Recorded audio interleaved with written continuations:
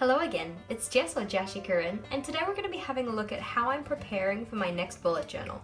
My current bullet journal is this navy coloured LT 1917, and it's getting really full. There's likely not going to be enough pages for me to complete a full another month in there, so in July I'm going to be moving over into my next journal, which is the Scribbles That Matter.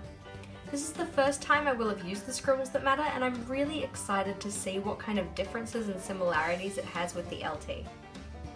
In terms of my initial thoughts for the Scribbles That Matter, I really like the icons on the front. I think they're super cute, especially this little cactus guy here, who kind of looks like he's pulling the finger.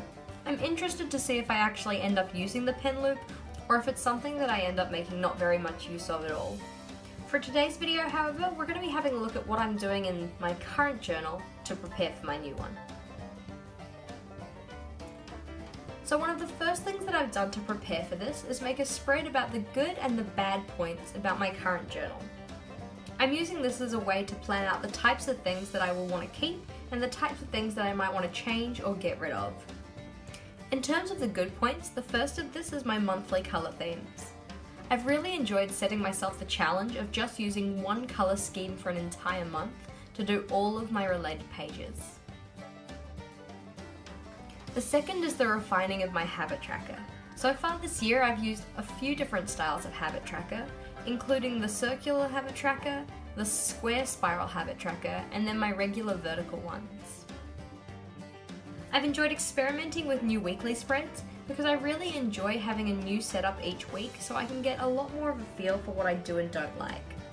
My social media editorial calendar has been a lifesaver in terms of planning ahead for the posts that I want to make on all of my various social media accounts.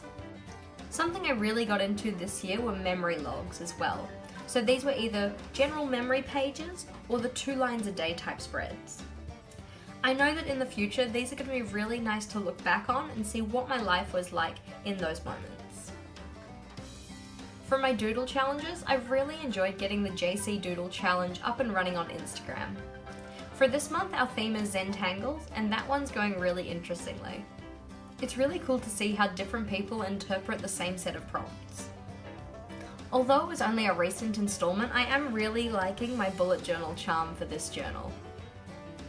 Next we have my term planner collection, which I really like because it gives me an awesome overview of the things that are coming up in each of my classes.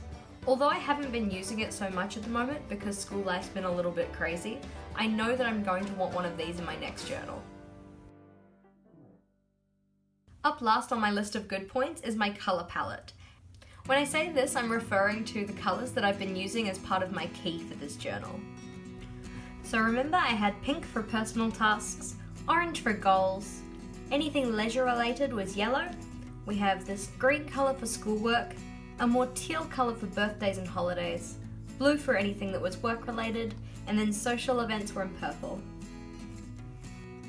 Moving on to the not so great things, one of the things I didn't really like was the chunkiness of my journal due to the washi tape. More specifically, the washi tape I was putting on the borders of each page. Although I totally love the way this looks, it has made my journal really thick compared to my last ones.